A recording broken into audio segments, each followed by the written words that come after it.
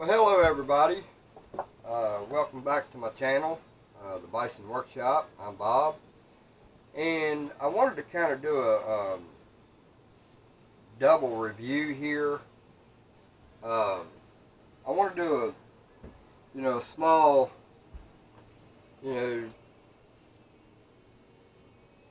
review of the Ram Machinery heavy-duty drill press, 5-speed.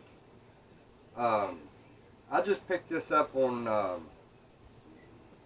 Craigslist, and I wanted to go over some of the good points and some of the bad points on it. Yes, it has a bad point.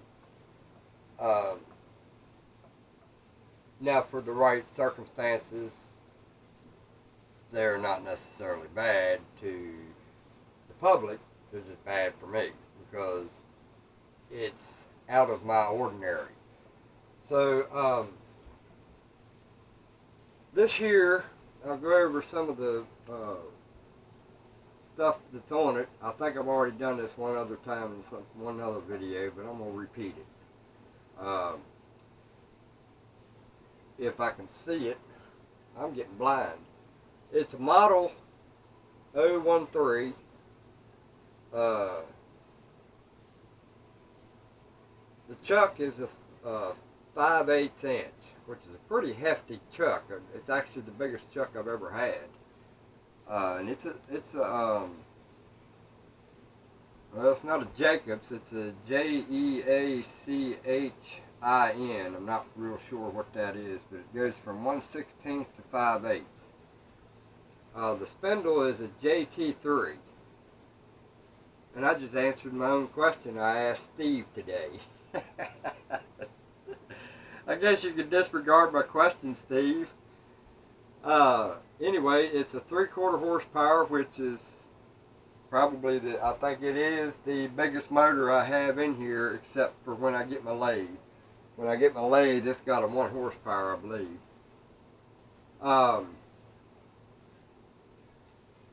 Then it's got 500 for the first speed, or the slow speed, and then 990 on the second one, 990. Number 3 is 1500, 4 is 2250, and 5 is 3100. Now, I've done some modifications to this already. The first thing I do when I get a drill press, I don't care what kind of drill press it is, the lid that's on top of it got to come off. Immediately I make a matching toolbox for that particular tool, just like this one, and I got the yellow ATM back there, which I think I'm getting ready to sell, so I'm probably going to put it back to original and then sell it. It's just, it takes up too much room. But I have a matching toolbox for that one too. Now, I put this on here in an earlier video when I was doing the dividing head video, and I hadn't quite had it complete. It's still not completely complete, but it's complete enough that I can do a review. Before, this handle right here would hit this thing here on the side of the table. So what I did, I went in here and just ground me out just a little 45, just enough for it to miss. So now it misses, because I didn't really want to change these holes. The good part about this thing being on the turntable is without a cross slide table, you can't really adjust this correctly, and I thought I was going to have a problem with that. But it turned out to be in my favor, I think. If I need to position the hole in a different place, like for instance, this is plastic and I just wanted to try it out. I just put that in there, tighten it down, and centered the first one. Once I got the first one set, then all the rest of them will fall into place. I only need to worry about the first first hole that I'm either going to drill or is already there. And then I just bring my drill bit down here and get it to where it'll go in the hole without hitting the sides. So once you've got that to that point, let's pretend this is tightened down. Once you've got that in that point, to that point, then you turn it 10 times, it's going to be at the next one. You turn it 20 times, it's going to be straight across from it. You turn it 30 times, it's going to be the hole next to it. So I've got that part worked out pretty good. I also had a problem with the drill height. As you can see, this will work out okay until I get to monster bits, like, or not monster, 1/2 inch bit, and that's going to be cutting her pretty close. It would have to be awful shallow work. So 9 times out of 10, I'm not going to be using this anyway. This is just for holes to do bolt holes and stuff like that, so I really ain't going to go much more than 3/8. So if we tried 3/8, then we're good. We got plenty of height between there. So, you know, I'd have a workpiece that could possibly be about 1 inch. So the distance between here and here. So I took care of that problem. The way I took care of that problem is right here on the back side where it slides down onto it. It goes in all the way to the top, which is about, let's see here, 6 inches. So what I did, I turned in the top set screw, or put a bolt in it, the very top set screw, which is like 3 inches from the top. And then I put the head on it to where it hit that bolt, and then I tightened up the second set screw. So I'm only out of that by 1 inch and 5/8. So that gave me a little more height on my bit. That was a good point for this. It allowed me some flexibility to be able to change this. By rights, the table needs to come down a little bit more, but there really ain't nothing you can do about that, because if you start milling off the bottom of the thing, you start getting into too much. I don't want to get into it.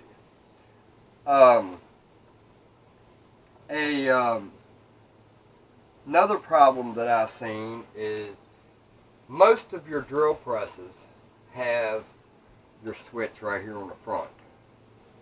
This one, however, does not.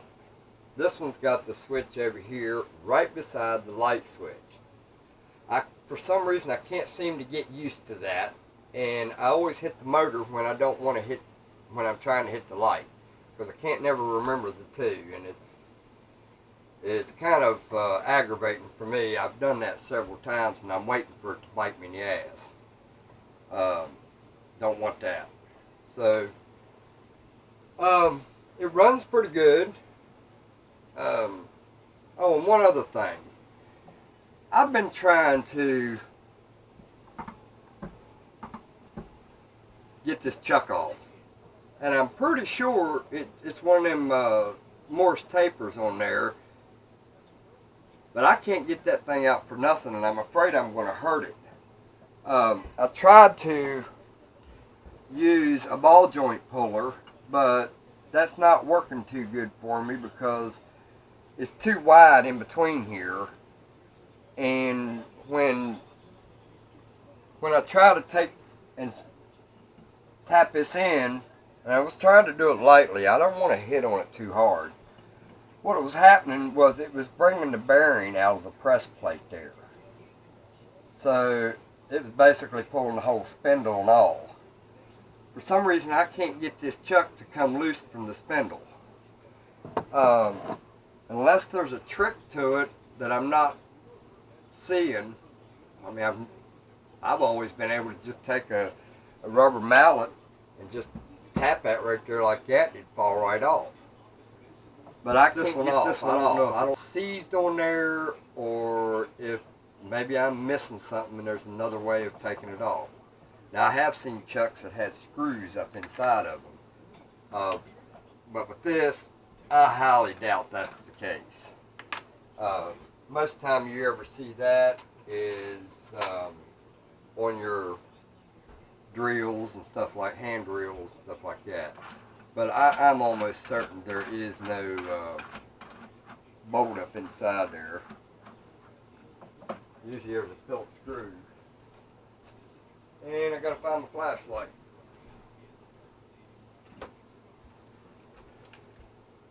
And let's see if we can move that before I knock that off of there.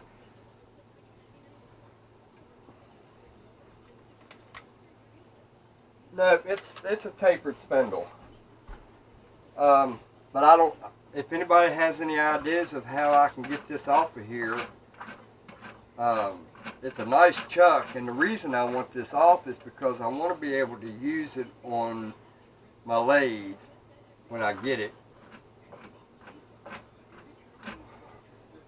If it's well, I'd have to make a tapered shaft. I'm hoping I can do that.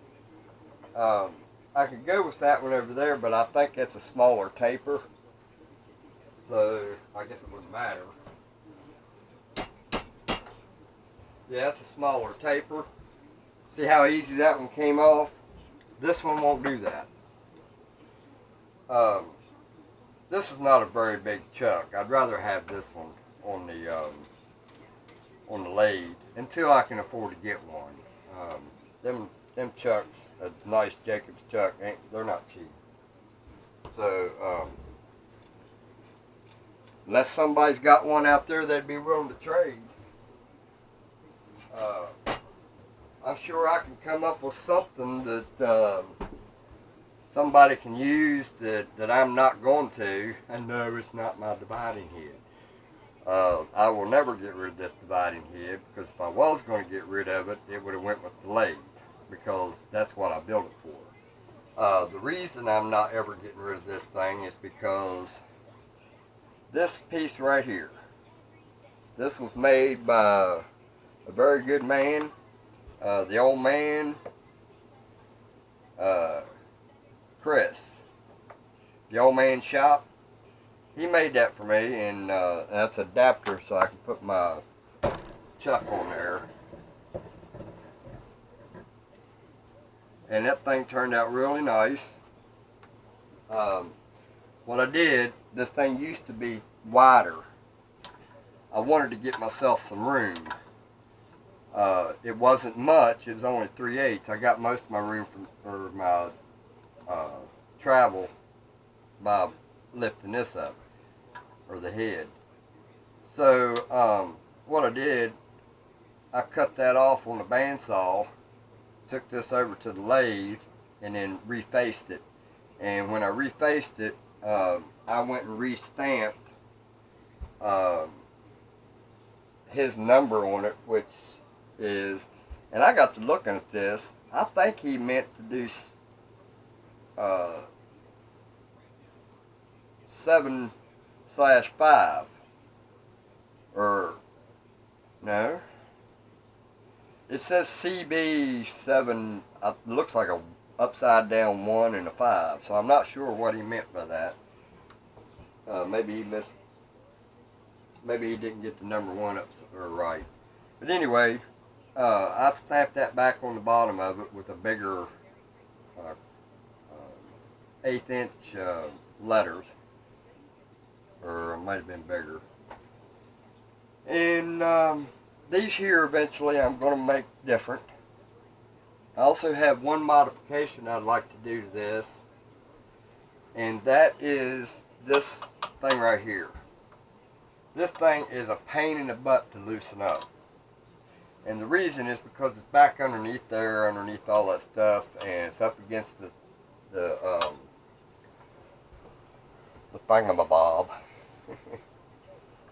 I'll lift that up and let you see what I'm talking about.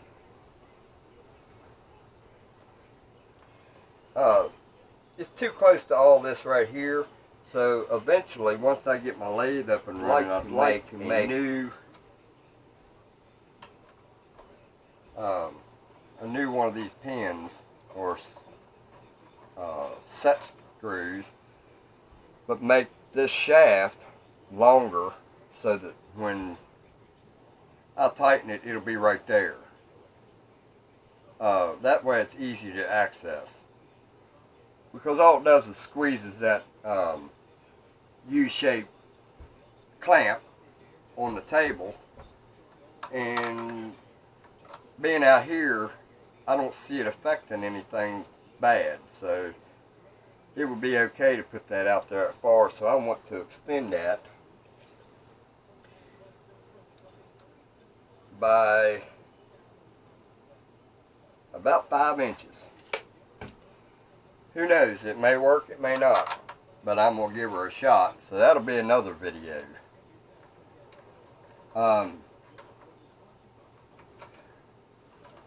Probably didn't tell you why I take the shroud off for the belts. There's 2 reasons why I do that. Yes, it's a little on the dangerous side, but if you're not paying any more attention than that to your drill press and where your hands are, you shouldn't be using it anyway. So I take it off because I like to monitor my belts. I like to see if there's any, I like to watch the belt slap if there's any. You know, I want to see what's going on while it's going, because you got that spinning in a cage. Plus, you can't lift the hood on this because I've got it in a camper. And they do make nice toolboxes.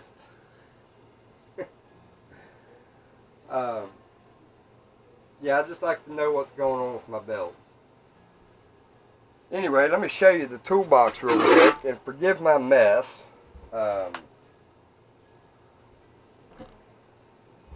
think I'm having a problem with my sterret. I got a sterret, and for some reason, when I'm trying to indicate something, let me see here if I can make it do it. This thing here is got a lot of slap in it from side to side. I'm not sure if that's normal or not. But when I turn this, sometimes it hits the needle. And I'm just wondering what the deal is. Here, I'll show you that toolbox. Forgive my mess again here. This is the toolbox, and I've mounted it to the bench, and this just turned out to be my scrap pile. Lift it up, put you some stuff in there for the bottom, and you got a nice little toolbox there for your tools. So look at that big old monster. That thing will do up to 3 inches. And I hate using that thing, because when I'm using that, I'm working. Anyway, that's on the drill press and the dividing head. Once we get the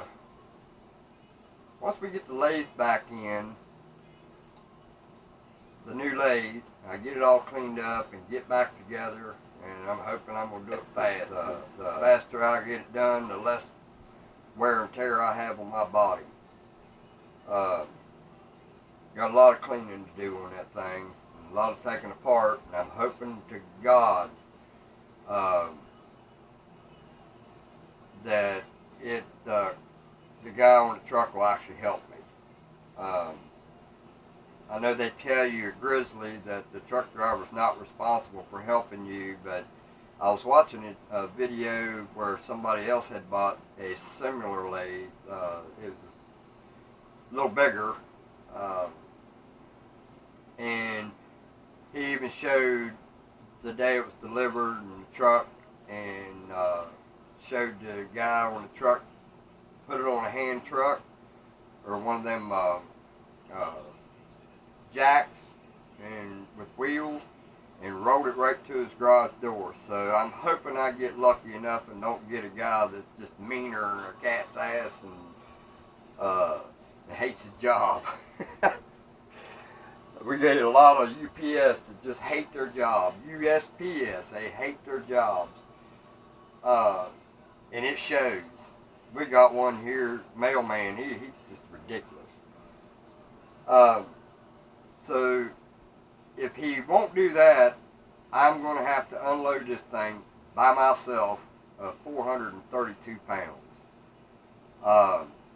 And the only way I can see that even happening is put some kind of a device in the bed of my truck, mount it down, and make it so I can put a winch on it, and he can put it on the lift gate, because I paid for the $34 or I think it's $39 for a lift gate service, or $37 or something like that.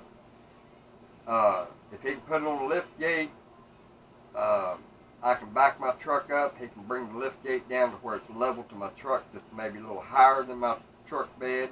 Put a piece of plywood in it and start cranking her over into the bed. Once I get it in the bed of the truck, it's my baby. Back up to the truck, unpack it right on the truck. Hope to God it ain't raining that day. Of course, I got a awning on this trailer that goes out far enough to where I can probably get it back it in to where it's underneath the awning. That's the goal anyway, is to try to get through this lathe operation, getting it back up and running. I just got an email from the guy that bought mine, and he was showing me pictures of him putting it together, putting that Atlas lathe back together. I'm so tickled that it went to somebody who actually cares about it. I was a little nervous about getting rid of that lathe. It meant a lot to me, simply because it's vintage. I like vintage tools, but that one's just not practical for this shop. It's just too heavy, too long. Couldn't open the door on it because it was too long. And if I took it towards the wall to get the door open, then I would have never been able to get my cross slide off. So it's just too big. And I built the box on it, and I was really happy about the box. It's a one of a kind, and I hope that guy knows that that was a handmade box. I told him, and he seems pretty happy with it. He's going to do guns, work on guns, I guess, and I'm going to see if I can't talk him into starting a YouTube channel and do some of his machine work, and maybe we can get the Atlas lathe back on YouTube. So that's my goal anyway. You guys have a good one, man. I'm going to go ahead and close this one out, and later.